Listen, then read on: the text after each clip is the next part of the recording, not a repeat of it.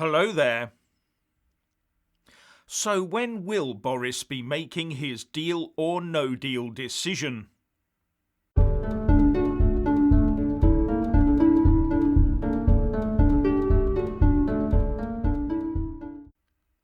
Firstly, please subscribe and like this video to give my channel a boost, and I'm always uploading new content, so please do check back daily, and a big thanks to my Patreon and PayPal supporters.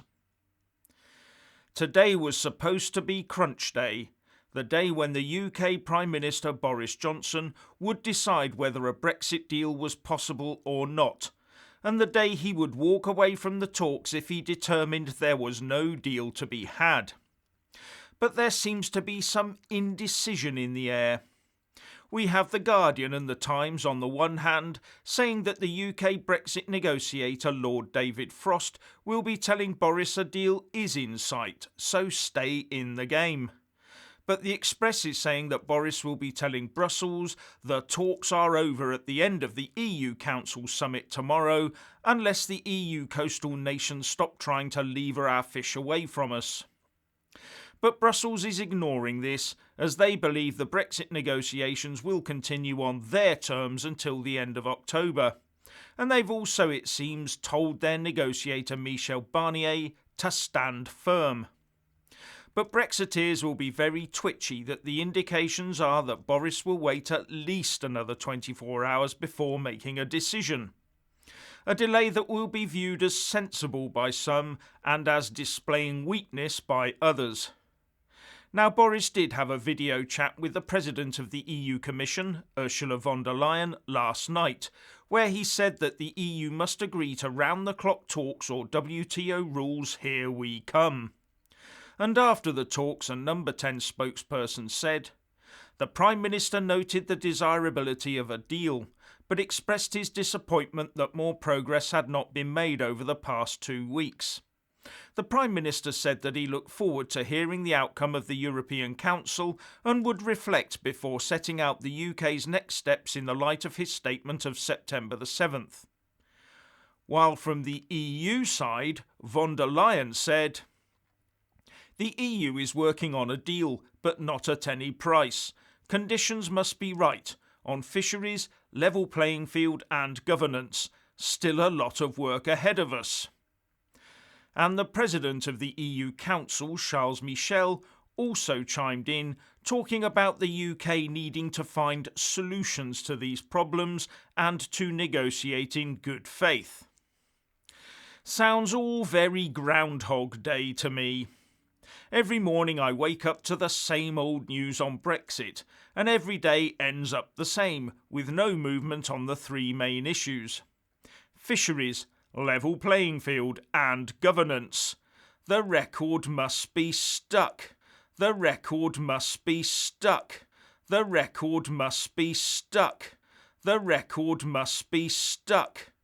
Either that or the thing's running on a loop. And if that's not a firm indicator that these talks have got nowhere left to go, then what would it take for all concerned to get that message?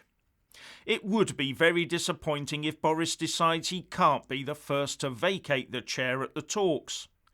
I mean, we can't keep on re-churning the same old arguments ad infinitum, can we?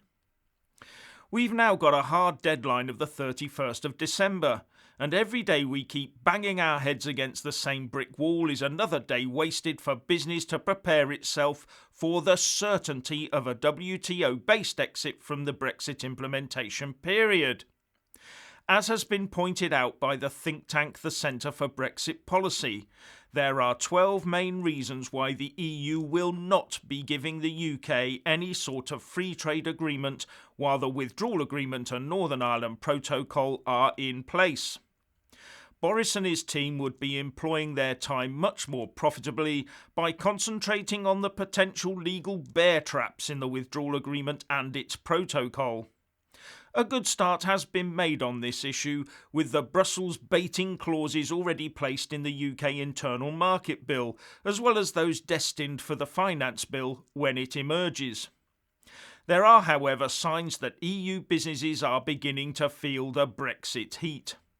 It is reported that the Federation of German Industries, the General Confederation of Italian Industry, and the Movement of the Enterprises of France have issued a joint statement calling on the EU27 leaders to explore all possible options to reach a solution which ensures smooth trade conditions while maintaining the conditions for fair competition between the Union and its British partner. And also that they should do their utmost to conclude an ambitious and comprehensive agreement. These three organisations combined are enormous and carry a lot of political clout. But the statement just calls on the EU to do what they're already doing, i.e. work to get a deal that keeps the UK hemmed in on their level playing field. And all that's just been exhausted. The German Finance Minister Olaf Scholz still sounds upbeat on a deal though. He told Bloomberg that it is always the right way to discuss questions that are difficult up to the last moment. My experience is that sometimes in the last moment you will find a solution.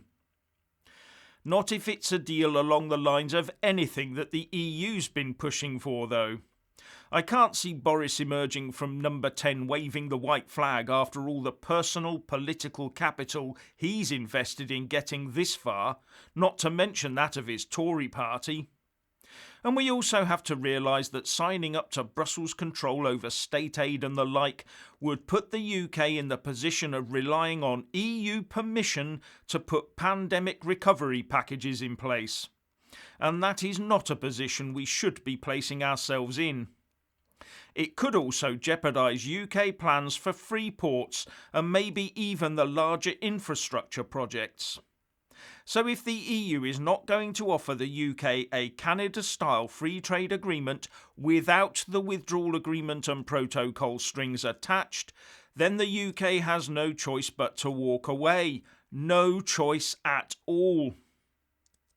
Anyway, if you want to hear more from me, please don't forget to subscribe and also press that little bell, or you won't get any notifications.